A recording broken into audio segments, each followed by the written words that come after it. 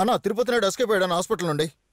ముందు నుంచి వాడిపై ఒక కన్నేసి ఉంచమని చెప్పాను కదా. అలాగే వెళ్ళి ఎక్కడ ఉన్నాడో వెతుకో. నువ్వు ఒకని మోసం చేయాలని చూసావంటే నిన్ను మోసం చేయడానికి ఇంకొకడు వస్తాడు. జాగ్రత్తగా ఉండు. అయ్యో, వాడెప్పుడు నీతోనే కదా ఉండేవాడు. వాడిని చంపేయండి అని చెప్పావు కదరా.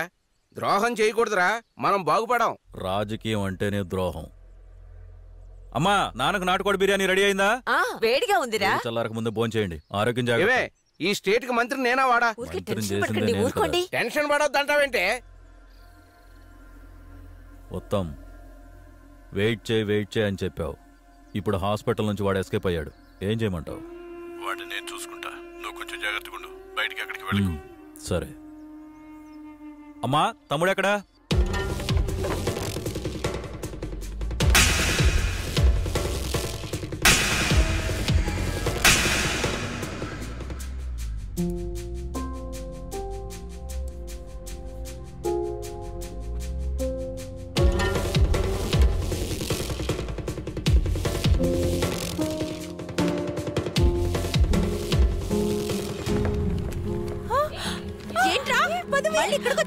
అందరి ముందు నన్నే కొడతావే?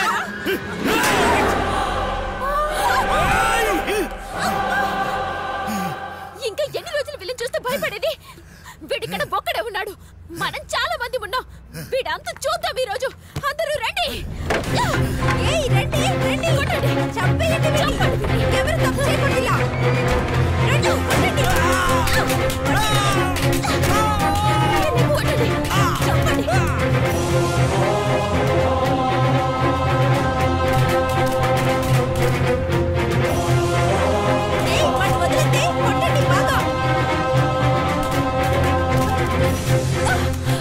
తలుపులు తెరవని ఎంతసేపు పర్వాలే, కొట్టానంటే. మహి, వాడిని వదిలే, కొట్టదు. కొట్టద్దమ్మా. ఆ మాట వినండి. చూడండి ఎంత బ్లడ్ పోతుందో. జరగండి. పట్టుకో, ముందు బయటికి తీసుకెళ్దాం. జరగండి. రే తమ్ముడు, లే తమ్ముడు, లేవరా. రే లే. కాల్ చేయండి.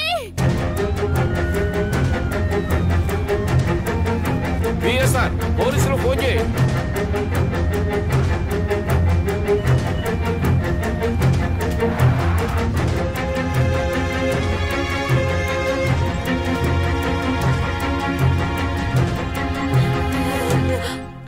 త్వరగా రండి. జాగ్రత్త. అయ్యో గౌరీ, గౌరీ నీకేం కాదు. గౌరీ నీకేం కాదు. అన్నా త్వరగా పోనీ. ఎవరో ఒకరు రండి. నేను వస్తాను.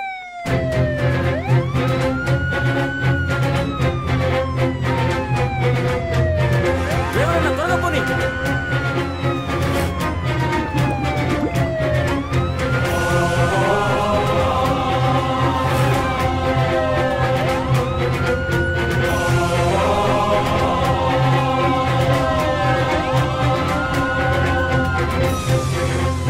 ఏమండి, ఆ బిల్లు పెట్టండి.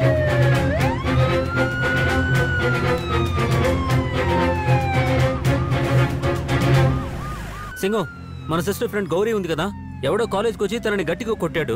అమ్మాయిలందరూ కలిసి వాడిని కొట్టేశారు. వాడు అక్కడే ఉన్నాడు. మీరు తొందరగా అంబులెన్స్ తీసుకుని వెళ్ళండి. అసలు గొడవ ఏంటి? కామంతో కళ్ళు మూసుకుపోయాయంట.